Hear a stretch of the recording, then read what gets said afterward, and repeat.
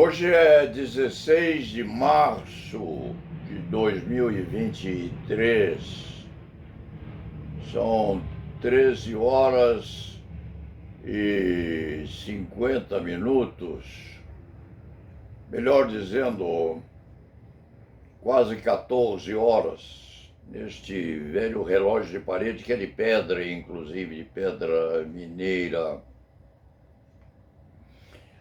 Este velho flibusteiro da advocacia criminal vem ao site quase diariamente e às vezes toma assento aqui nesta mesa sem saber exatamente como vai colocar publicamente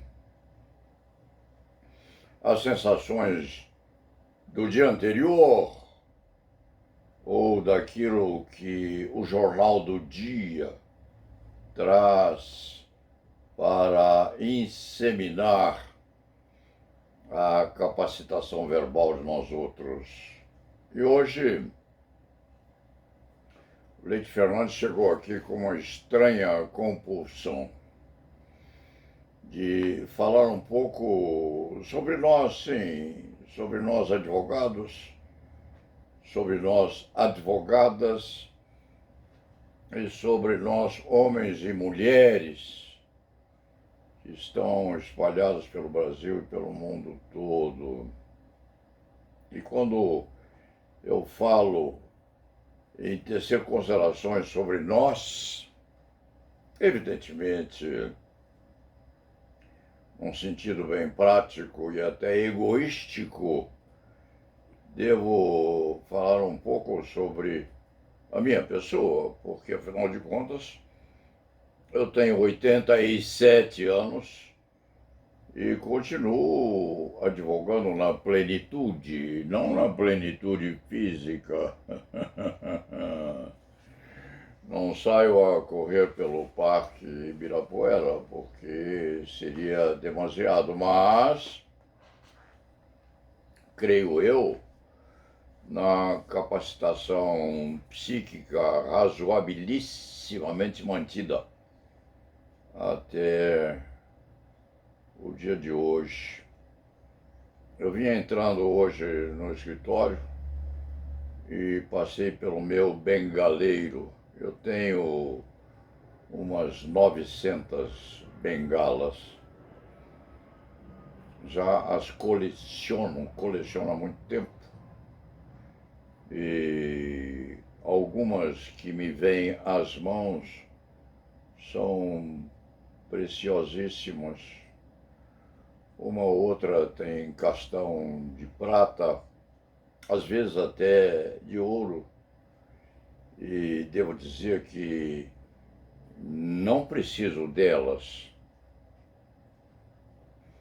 Necessitei de uma noite dessas porque ia ser assaltado próximo de casa, mas uma boa bengala com um castão pesado serve bastante à defesa pessoal também. Havia e há ainda em alguns países do mundo setores policiais chamados no idioma nacional com uma palavra qualquer significando bengaleiro.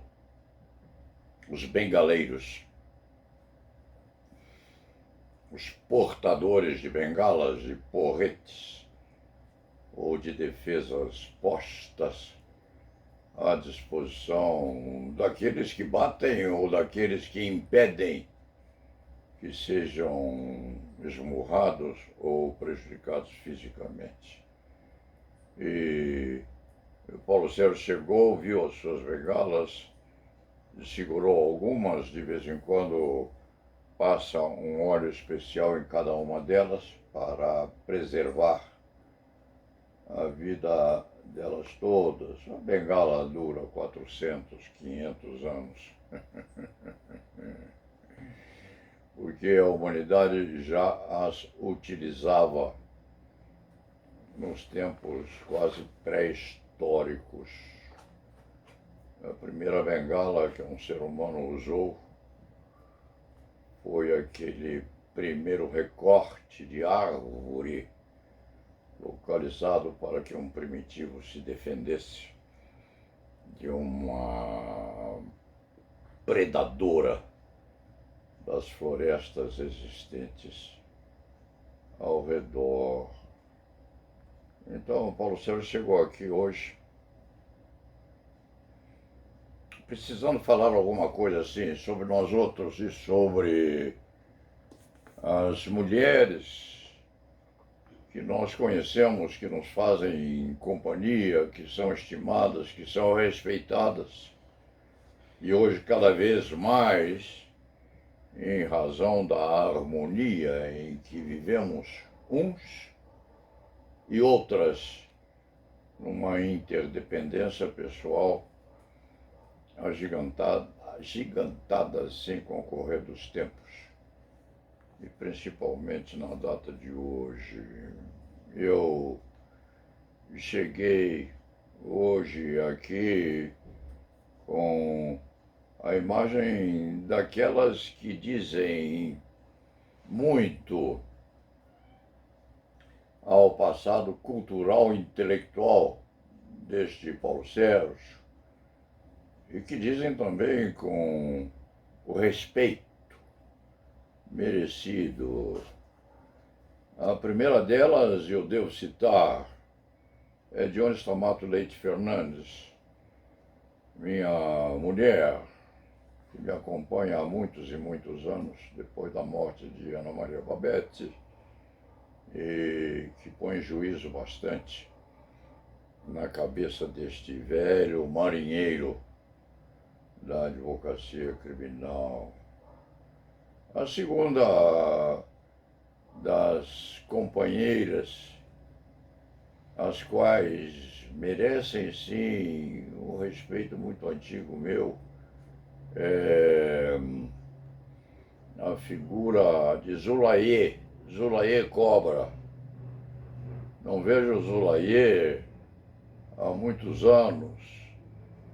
Foi deputada federal umas 2, 3 vezes, foi conselheira da Ordem dos Advogados do Brasil, foi uma advogada criminal atuante, muito atuante, foi muito amiga nossa e deve estar hoje advogando ainda aos 79 anos, quiçá, mas muito discreta nas manifestações e pronunciamentos.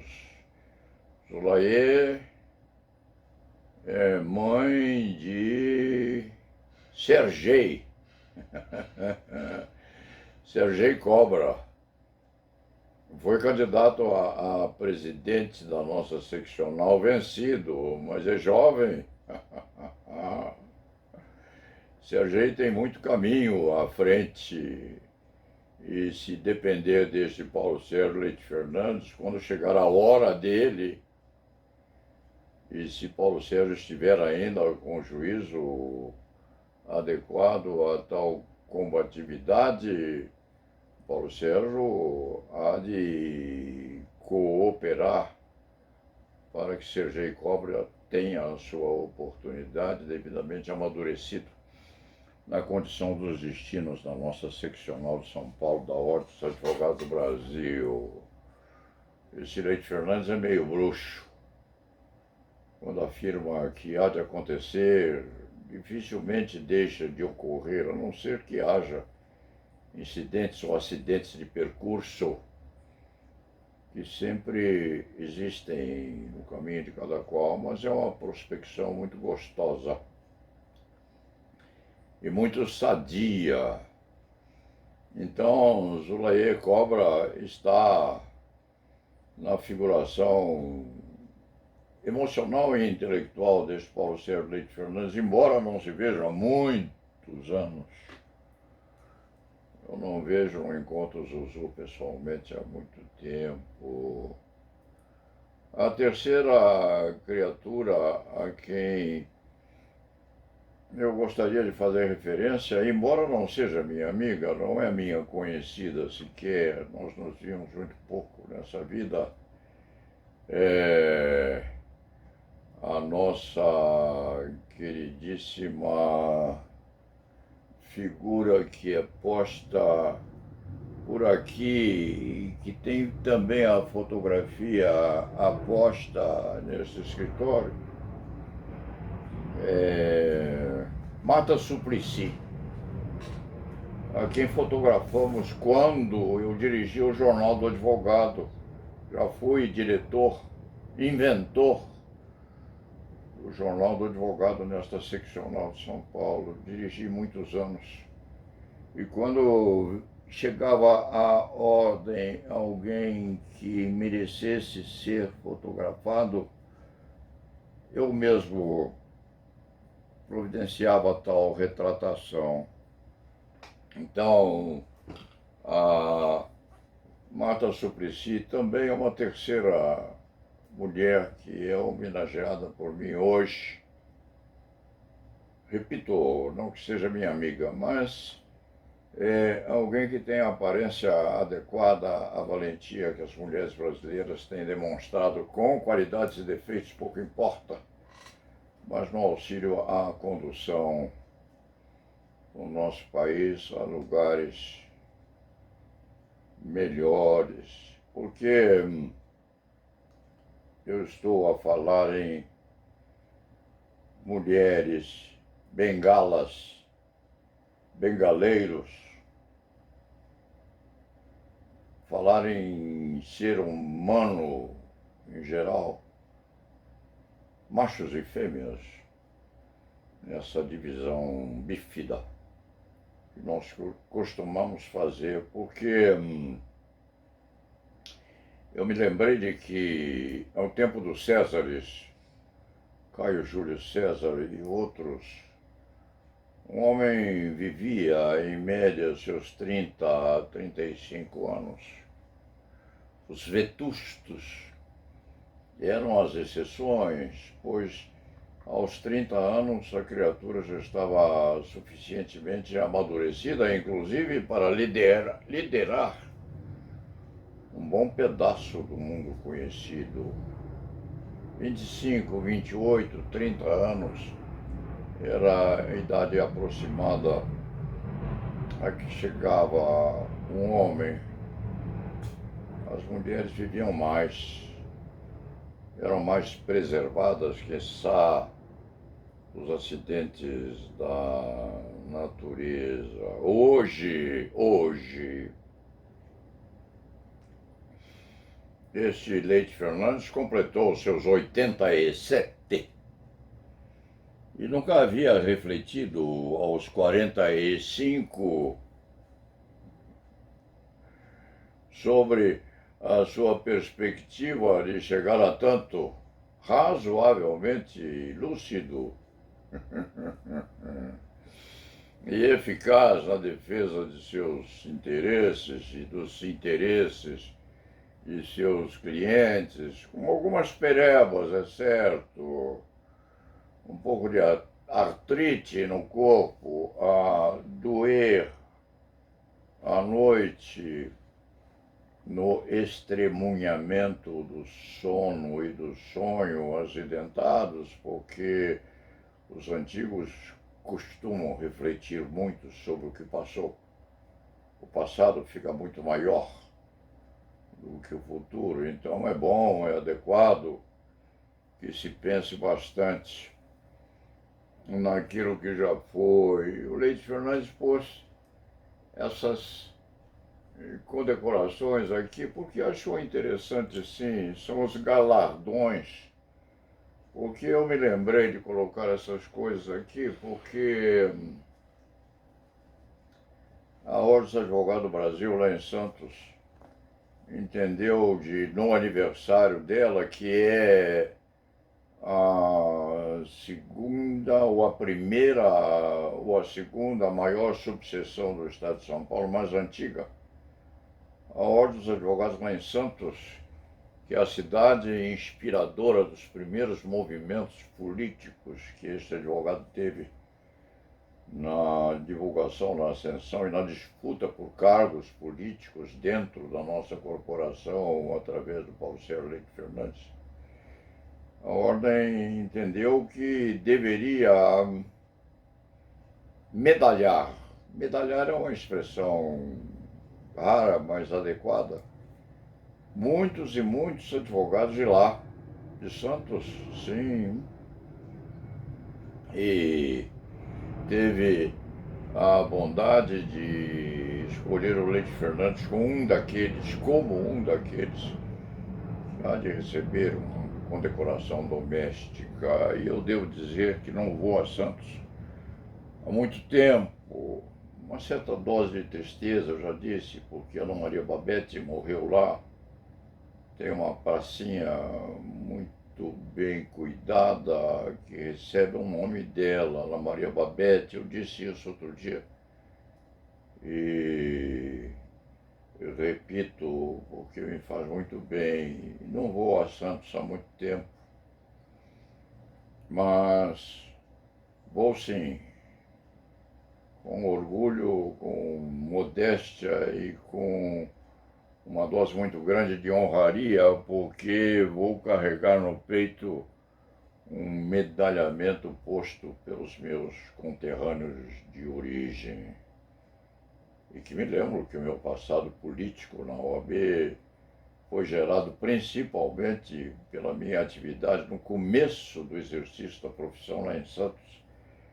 Já faz um tempo, um período que eu classificaria como 60, 62 anos, porque fiz também o meu estágio profissional lá com um criminalista honradíssimo, José Gomes da Silva, que me ensinou coisas das quais eu não esqueci e não olvido nunca, toda vez que provocado a tanto por um procedimento a gerar uma atividade dialética muito exigente na minha psique, já cansada de tenebrações repetidas.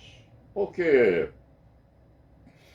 nós acabamos chegando na idade de um octogenário deve ser a palavra correta, porque eu li hoje no jornal de manhã, quando vinha para cá a constituir um ideário básico para esta crônica, eu li no jornal Estadão uma notícia respeitante a John Bailey, que tem nos Estados Unidos da América do Norte 102 anos e dá aulas de ginástica num asilo.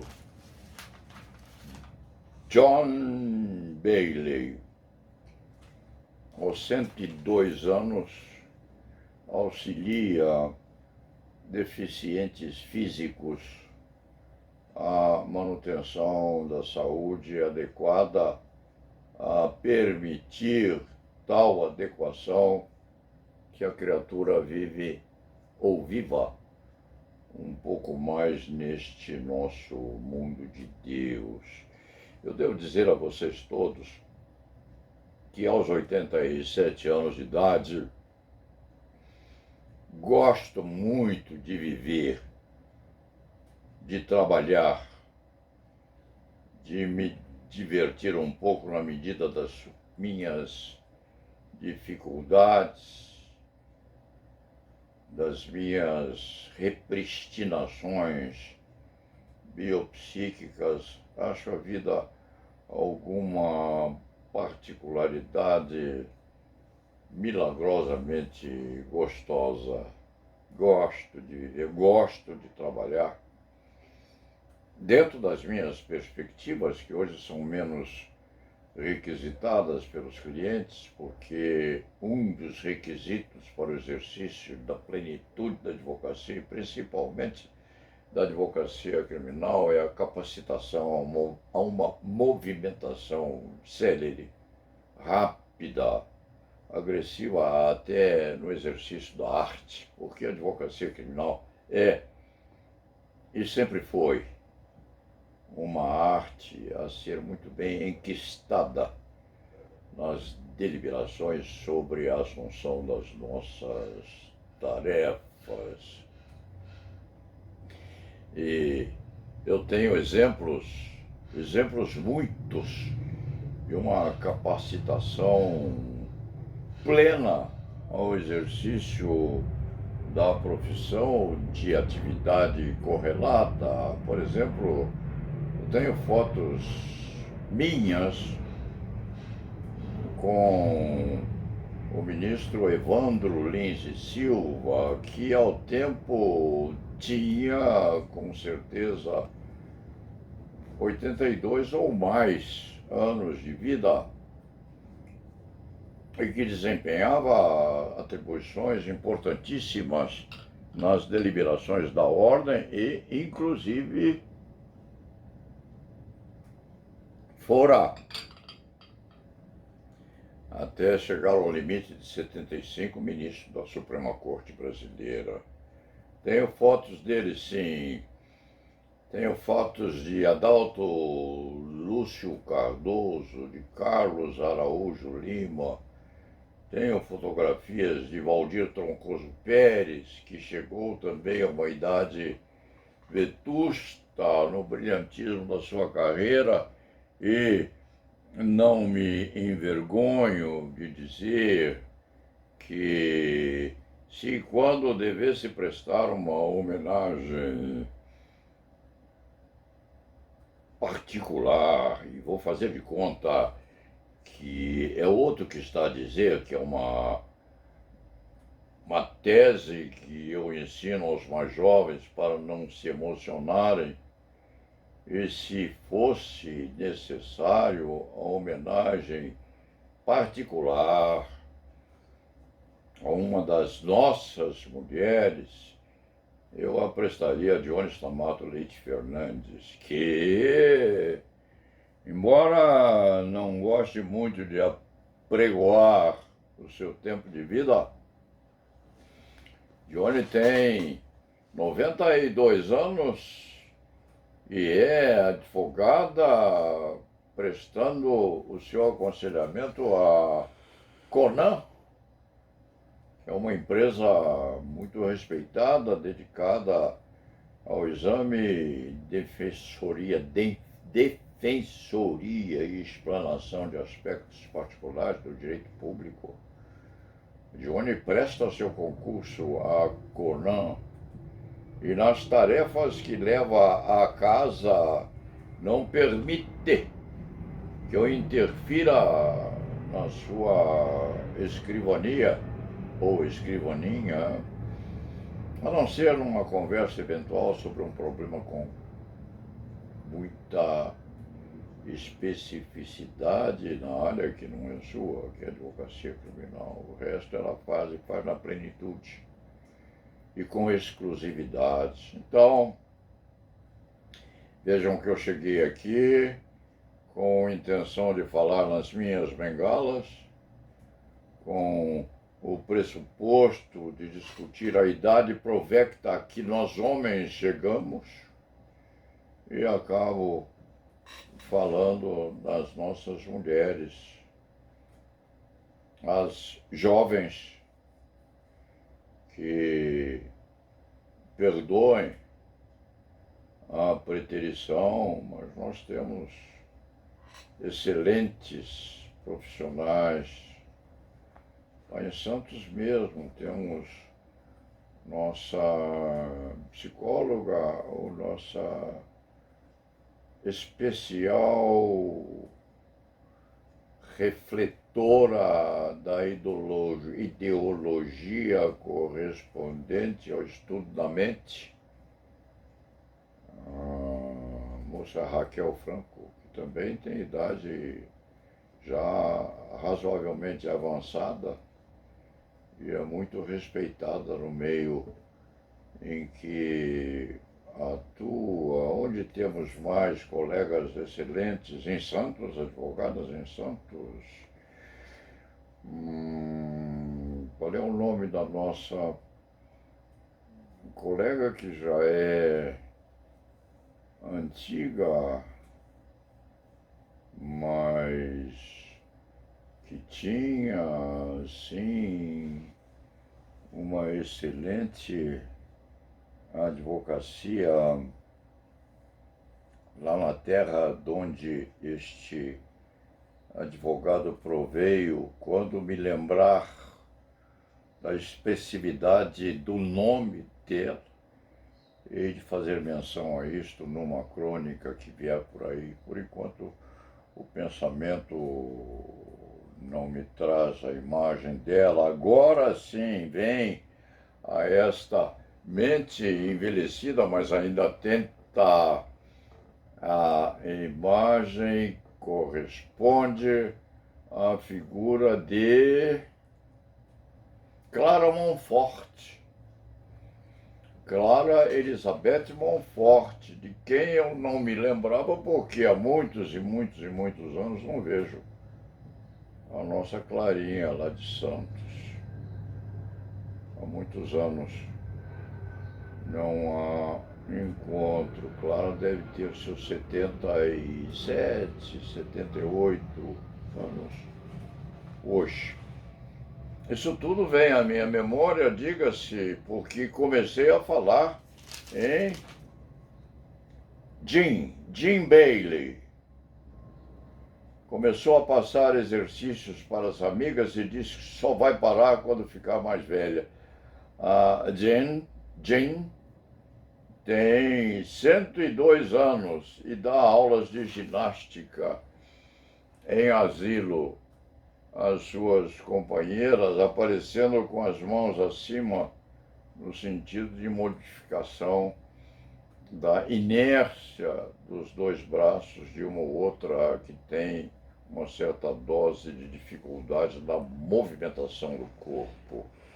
Já veem vocês hoje que um simples despejar de olhos ao jornal O Estado de São Paulo, de manhã, quando o motorista me trazia ao escritório, e o isolamento desta fotografia de Jean, a uma das páginas do caderno assessor do jornal Estado de São Paulo, me deu a medida daquilo que eu deveria ter dito já faz tempo sobre as nossas mulheres, isto é, sobre as mulheres do mundo todo. Hoje, em que ela se põe em condição de tal igualdade que a próxima ida do ser humano à Lua, planejada para 2025, há de ser feita integrada tal viagem por uma espaçonauta com vestimentas que são com certeza unissexo, cujo maior problema eu li enquanto estava a vir para cá. O maior problema das nossas companheiras não se restringe a elas. O maior problema é a higienização dos trajes, porque, embora nós queiramos ser equiparados aos anjos e santos, nós precisamos desempenhar uma das atividades básicas que a vida humana tem, que é a excrementação dos resíduos alimentares. Veja-se como estou sendo elegante na minha consecução. Então, o maior problema que se tem na ida de uma companheira nossa à Lua em 2025 é a questão correspondente às intimidades. dos homens e das mulheres, e se chegou a uma solução que não é solução, porque a nossa companheira que vai à Lua em 2025, com grande probabilidade de 99%, há de precisar usar fraldas, como os nossos nenéns, ou quem sabe com um aperfeiçoamento qualquer, mas os condutos para a via externa ao traje espacial precisariam ser tão seguros que impedissem a passagem do ar externo da Lua para o ar condicionado do traje espacial, que parece hoje uma tarefa impossível. Já se vê advogadas, juízes, juízas, magistrados em geral, membros do Supremo Tribunal Federal. Há de haver a indicação de um outro integrante agora, e já se está pensando em remeter ao Supremo Tribunal Federal uma outra mulher. E há quem esteja a pretender que essa outra mulher seja uma negra. Mas, dentro desta perspectiva, poderia ser uma negra, poderia ser uma índia, poderia ser uma com ascendência japonesa, ou chinesa, ou indiana, ou maometana, ou árabe, ou suíça, ou de qualquer herança genética. Não se vê razão maior para que seja uma negra. Pode ser uma branca ou uma negra, pode ser uma mulher, dentro desse sentido de equalização entre os dois gêneros. Dentro dessa perspectiva, eu vou ficar aqui com Jane Bailey, que aos 102 anos dá aulas de ginástica em asilo. Mas, se quando me for permitido um elogio especialíssimo, eu vou fazer a minha distinção especial à minha mulher, Jones Tamato Leite Fernandes, que tem 92, um cérebro privilegiado, de uma ironia muito fina, muito gostosa de ouvir, e de uma capacitação que espero eu se projete no futuro até chegar adiante dos 102 anos da Jane Bailey. Dito isto, vamos ao trabalho. Eu com a minha bengala, hoje escolhida com um recorte de fêmur de animal bravio como êmbolo para a ajuda à deambulação. Fico eu aqui com a minha bengala, com as minhas lembranças do passado, com os meus elogios às nossas mulheres, a todas elas, aos nossos companheiros de trabalho, e com a esperança de que a nossa ordem dos advogados, para final de excerto, ponha, sim, reflexão maior sobre os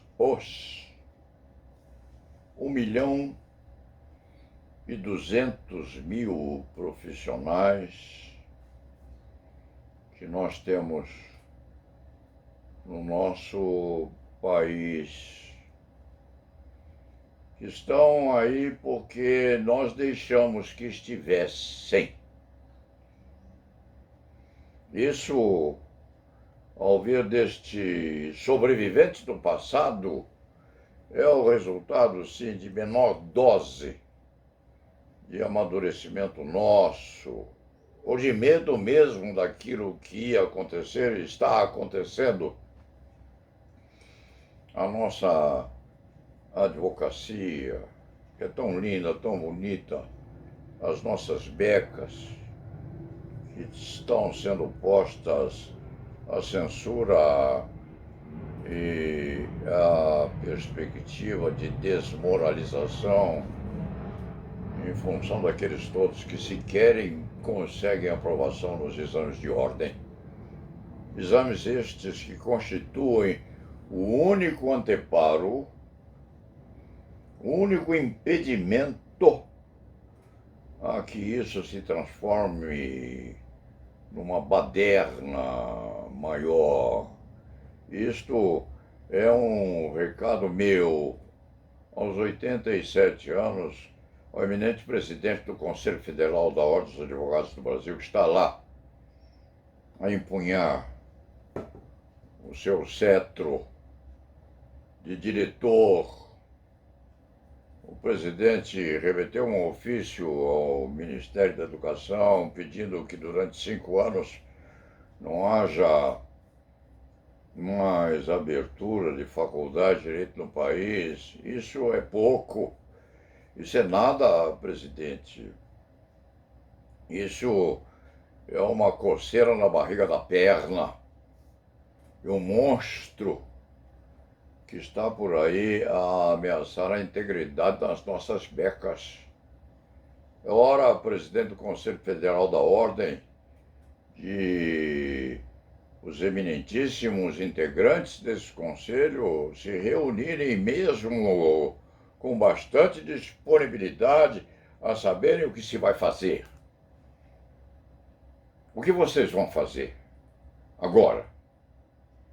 Com 1.200.000 advogados na praça no Brasil e com outro 1.000.000 que nem consegue advogar e que anda beliscando por aí numa rabulagem, porque é o que resta a eles, numa rabulagem que também tritura as pretensões daqueles que honestamente são postos no mercado de trabalho. 1.500 faculdades de direito, vocês deixaram que isso acontecesse ao nosso país, concursos online, sem dimensão de vagas, com mentiras correndo daqui para lá, com ofertas de tese de concurso, garantindo que essas teses vendidas a peso de ouro não constituem repetição de outra coisa já posta no mercado. Onde é que vocês deixaram que nós chegássemos?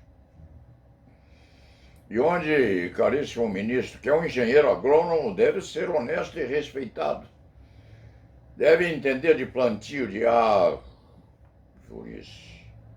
de agrimensura, de repartição do solo, de dimensionamento da propriedade rural. Mas o que nós vamos fazer, ministro da Educação, se é que o nosso companheiro agrônomo ainda o é, porque foi lá que Lula o pôs.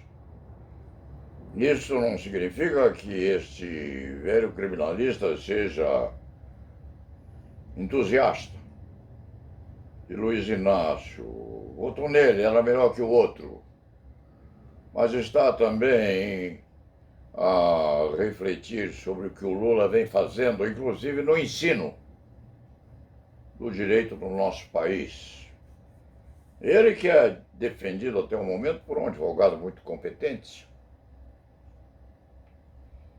Talvez até por alguém que se transforme num novo ministro do Supremo Tribunal Federal, sabe-se lá. Mas você precisa ter alguém respeitado, presidente Lula.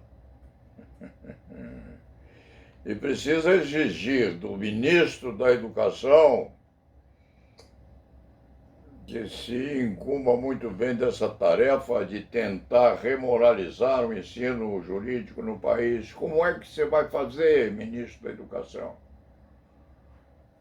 Vai congregar os seus conselheiros aí no ministério respectivo e ordenar, quem sabe, um extermínio em massa, que é a única coisa que no momento remanesce a atividade de envenenamento desse excesso de profissionais que nós temos no mercado, que foi posto no mercado por inércia, por omissão, por negligência e, quiçá, por conestação de muitos ministros que passaram por aí. Dito isto, eu já falei demais hoje.